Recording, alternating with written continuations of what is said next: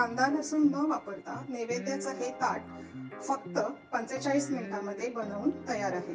यामध्ये फक्त श्रीखंडाची तयारी आदल्या दिवशी करून ठेवली तर आपला हा नैवेद्याचा स्वयंपाक अगदी चटकन तयार होतो। अगदी नवपरिणिता सुद्धा या गुढीपाडव्याला या तऱ्हेने नैवेद्याची थाळी किंवा नैवेद्याचा हे जेवण अगदी आरामात बनवू शकता।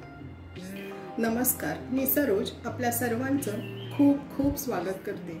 आज आपण गुढीपाडव्याच्या नैवेद्यासाठी थाळी बनवणार आहोत। चला तर त्याची सुरुवात करूया। सगळ्यात आधी आपण कुकर लावून घेणार आहोत। त्यासाठी इथे मी कुकरच्या डब्यामध्ये या वाटीने हे 2 वाट्या तांदूळ काढून घेतलेत आणि याच वाटीने मी 1 वाटी ही मूग डाळ घेतलेली आहे।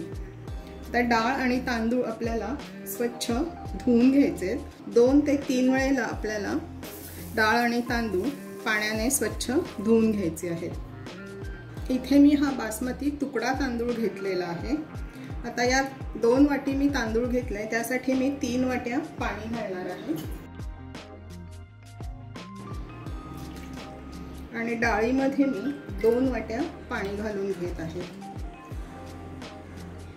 इथे मी थोडीशी हळद घालून घेते डाळीमध्ये, अगदी थोडासा हिंग घालून घेणार आहे आणि 1 चमचा भर तूप। डाळ आता ही व्यवस्थित एकदा मिसळून घेऊ। इथे मी 3 वाट्या पाणी वापरलेलं आहे। तुम्ही कोणता तांदूळ वापरता त्यावर पाण्याचं प्रमाण ठरणार आहे। तुम्ही जर भातामध्ये मीठ घालत असाल तर तुम्ही मीठ घालू शकता। इथे मी भातामध्ये मीठ घालत नाहीये। आपण डाळ भाताचा कुकर लावतोय त्या कुकरमध्येच मी हे बटाटे वाफवून घेणार आहे। इथे मी हे 4 मध्यम आकाराचे बटाटे घेतलेत।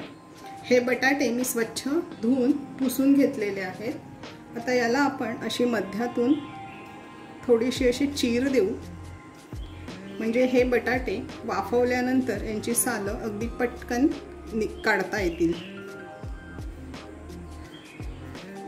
इथे मी कुकरच्या तळाशी कुकर बरोबर येते ती रिंग ठेवली आहे आणि 1 ग्लास पाणी घालून घेतलंय। इथे आपण हा डाळीचा डब्बा ठेवून घेऊ। त्यावर मी झाकण ठेवते। त्यावर भाताचा डबा ठेवून घ्यायचा आहे आणि सगळ्यात वर मी हे बटाटे असेच ठेवणार आहे। यामध्ये पाणी नाही घालणार आहे, कारण आपल्याला अगदी कोरडे बटाटे हवेत।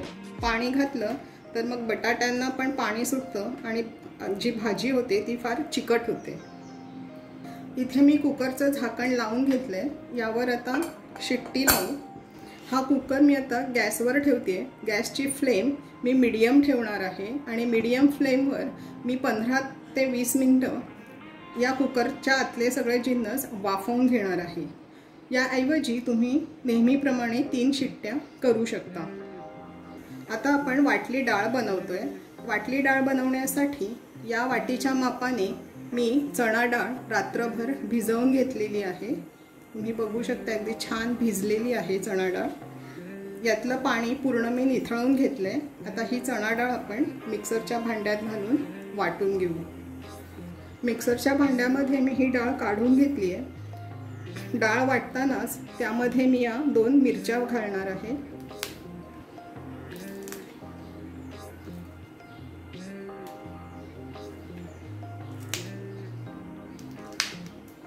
आता ही डाळ आपण ओबडधोबड वाटून घ्यायची आहे। तुम्ही बघू शकता ही ओबडधोबड मी वाटली आहे। मध्ये मध्ये असे काही ठिकाणी अख्खी डाळ राहिली आहे, ती खाताना दाताखाली आली की छान लागते। आता यामध्ये मी अर्धी वाटी कैरीचा कीस घालून घेते। ज्या वाटीने मी डाळ मोजली होती त्याच वाटीने मी कैरीचा कीस मोजून घेतलेला आहे। आता यामध्ये चवीप्रमाणे मीठ घालून घ्यायचे। यामध्ये मी 1 टीस्पून साखर घालते, म्हणजे छान आंबट गोड आणि मिरचीचा तिखटपणा अशी छान चव येईल। हे आपण मिसळून घेऊ। डाळीमध्ये कैरी छान मिक्स व्हायला हवी आहे। मीठ, साखर यामध्ये व्यवस्थित मिक्स झालेलं आहे। आता यासाठी लागणारी आपण फोडणी तयार करून घेऊ। फोडणीसाठी इथे मी या छोट्या कढण्यामध्ये 1 पळी तेल तापवून घेतलंय। त्यामध्ये अर्धा टीस्पून मोहरी घालायची आहे। मोहरी छान तडतडली की अर्धा टीस्पून जिरं आणि थोडा हिंग घालायचं आहे आणि ही मस्त गरमागरम फोडणी आपण डाळीवर ओतून घेऊ। या डाळीमध्ये तुम्हाला हळद घालायची असेल तर तुम्ही हळदही घालू शकता। इथे मी हळद वापरलेली नाहीये। आता ही फोडणी यामध्ये आपण मिसळून घेऊ आणि यामध्ये मी बारीक चिरलेली कोथिंबीर सुद्धा घालून देते।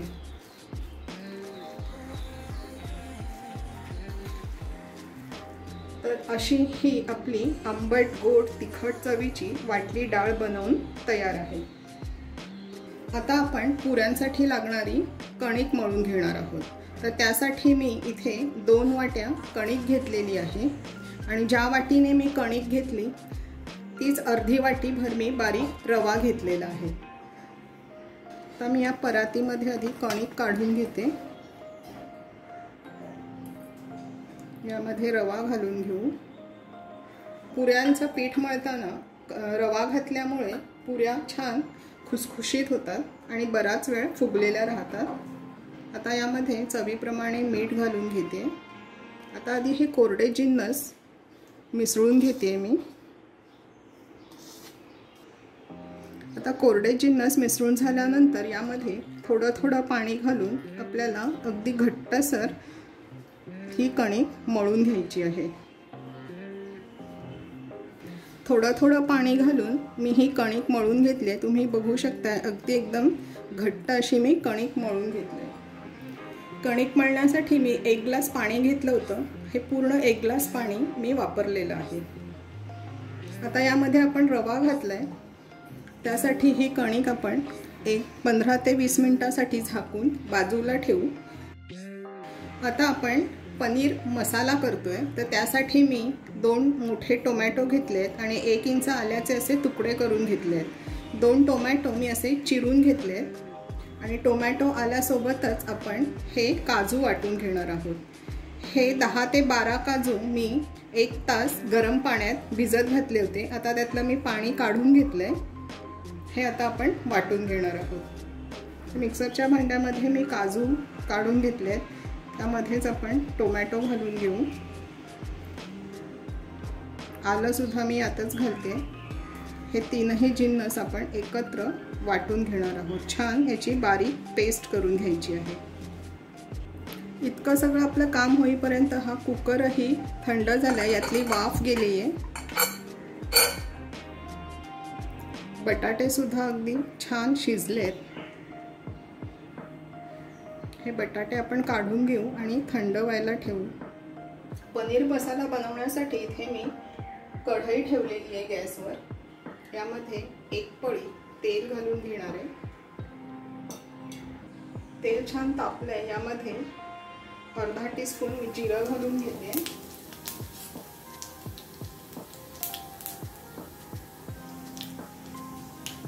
जिरं छान फुललं की त्यामध्ये आपण ही तयार केलेली पेस्ट घालून घ्यायची आहे।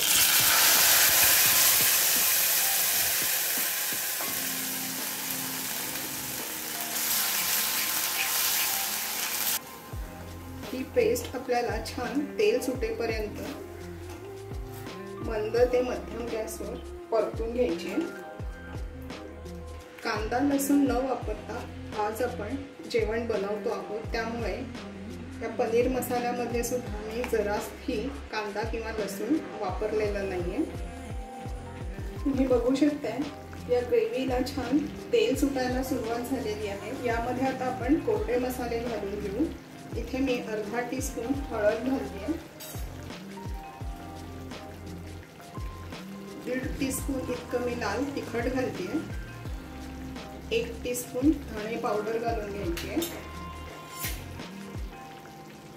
आणि अर्धा टीस्पून गरम मसाला। आता हे सर्व आपण मिसळून घेऊ.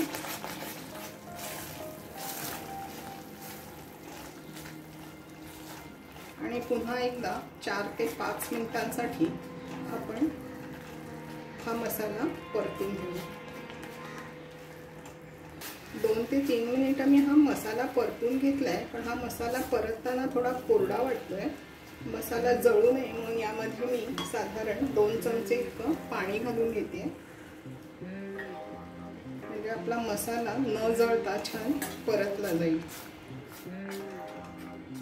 मसाल्याला छान तेल सुटलंय.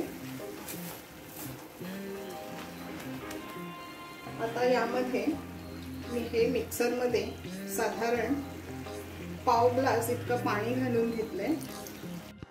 कन्सिस्टन्सी ॲडजस्ट करण्यासाठी आपण हे पाणी घातलंय. अगदीच कोरडी आपल्याला भाजी नकोय. आता यामध्ये मी चवीपुरतं मीठ घालून घेतलंय आणि अगदी थोडी मी कोथिंबीर आता सुद्धा घालते. आता याला झाकण लावून 4 ते 5 मिनिटं आपण छान उकळी काढून घेऊ. 5 मिनिटं झाली आहेत. हा मसाला छान आता शिजला पण आहे आणि आपण पाणी घातलं होतं, त्याची छान ग्रेव्ही सुद्धा झालेली आहे. आता यामध्ये आपल्याला पनीर घालायचं आहे. इथे मी पाव किलो पनीर असं क्यूब्समध्ये कापून घेतलंय. ते आपण यामध्ये घालून घेऊ. पनीर घातल्यानंतर फार वेळ आपल्याला शिजवायचं नाहीये, नाहीतर पनीर चिवट होऊ शकतं. पनीर घातल्यानंतर 1-2च उकळ्या आपल्याला काढून घ्यायच्या आहेत. छान वरती तेलाचा तवंग आलाय. यामध्ये मी बटर सुद्धा वापरलेला नाहीये. तुम्हाला हवं तर तुम्ही आता या क्षणी 1 चमचा बटर घालू शकता. आता मी गॅस बंद करते आणि यामध्ये आता वरून आपण थोडी कोथिंबीर घालून घेऊ. कांदा लसूण न वापरता सुद्धा हा पनीर मसाला खूप टेस्टी होतो. आता आपण बटाट्याची भाजी बनवतोय. त्यासाठी इथे मी कढईमध्ये साधारण 2 टीस्पून इतकं तेल घातलंय. त्यामध्ये अर्धा टीस्पून मोहरी घालून घ्यायची आहे. मोहरी छान तडतडली की त्यामध्ये अर्धा टीस्पून जिरं घालून घ्यायचं.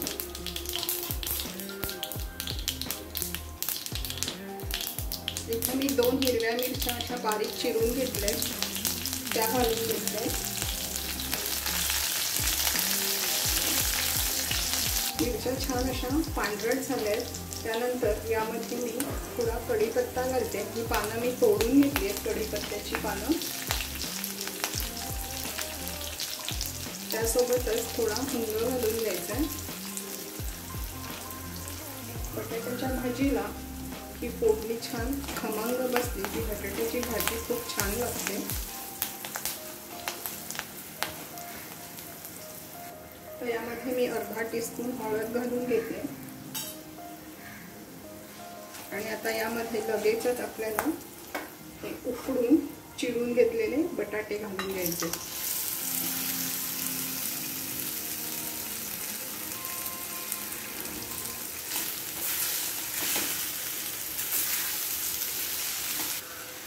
आता यामध्ये मी चवीपुरतं मीठ घालून घेते, कारण बटाटे उकडताना मी मीठ वापरलं नव्हतं. मीठ घातल्यानंतर ही भाजी मी पुन्हा एकदा ढवळून घेते, म्हणजे संपूर्ण भाजीला व्यवस्थित मीठ लागेल. आणि या भाजीवर मी आता झाकण ठेवून फक्त 2 मिनिटं वाफ काढून घेणार आहे. 2 मिनिटं झाली आहे. 2 मिनिटांनंतर भाजीला छान दणदणीत वाफ आली आहे. पुन्हा एकदा जस्ट मिसळून घेतली आहे भाजी. गॅस पूर्णपणे बंद करते आणि यामध्ये कोथिंबीर घालून देते. आपली बटाट्याची भाजी तयार आहे. ही शिजवून घेतलेली मुगाची डाळ आपण व्यवस्थित चमच्याने घोटून घेऊ. मुगाची डाळ आहे त्यामुळे चमच्याने अगदी व्यवस्थित घोटली जाते. तुरीची डाळ असेल तर रवीचा वापर करावा लागतो. या डाळीला मी वेगळी फोडणी देणार नाही आहे. आपण हे असंच छान दाटसर वरण तयार करतोय. ही डाळ व्यवस्थित मी घोटून घेतली आहे. यामध्ये आता चवीपुरतं मीठ घालून घ्यायचं आहे.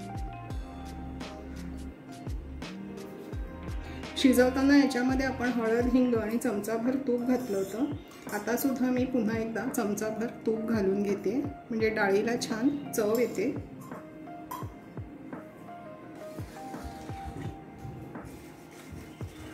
आणि पुन्हा हे सगळं आपण एकजीव करून घेऊ. आपली ही डाळ बनवून तयार आहे. आता आपण पुऱ्या करायला घेऊ. आपली हे कणिक छान मुरली गेली आहे. पुन्हा एकदा आपण मळून घेऊ. कणिक मळताना मी अजिबात तेलाचा वापर केलेला नाहीये. कणिक मी व्यवस्थित पुन्हा मळून घेतली आहे. आता याचे छोटे छोटे गोळे करून घ्यायचे, म्हणजे एक एक पुरी आपल्याला लाटता येईल. साधारण एवढ्या आकाराचे मी गोळे करून घेते. याच तऱ्हेने मी सर्व गोळे बनवून घेणार आहे. इथे मी पोळपाटाला अगदी थोडंसं तेल लावून घेतलंय.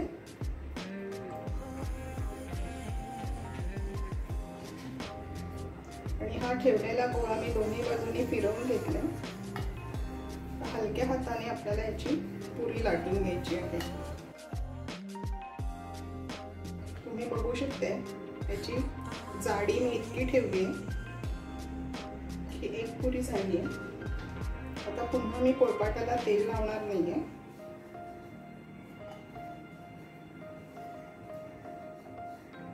तुम्हाला अशी एक एक पुरी लाटणं जमत नसेल तर तुम्ही याची मोठी पोळी लाटून एखाद्या वाटीने किंवा ग्लासने छोट्या छोट्या पुऱ्या बनवू शकता. याच पद्धतीने मी सर्व पुऱ्या बनवून घेते. थोड्या पुऱ्या लाटेपर्यंत मी गॅसवर तेल तापत ठेवलं होतं. यामध्ये मी अगदी छोटी पुरी सोडते. तेल आपलं अगदी व्यवस्थित तापलेलं आहे. तुम्ही बघू शकता घातलेली पुरी अगदी चटकन वरती आली. काढून घेऊ.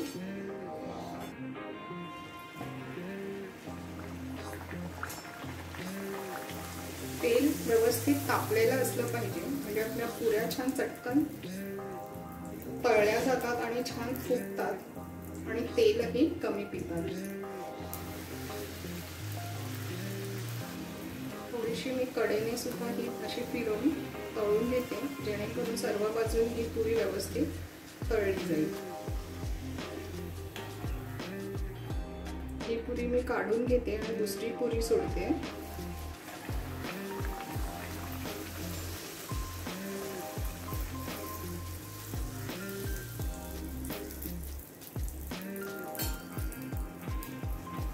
याच पद्धतीने आपण सर्व पुऱ्या तळून घेणार आहोत. आता सर्व पुऱ्या तळून झाल्या. यामध्ये आपण पापड तळून घेऊ.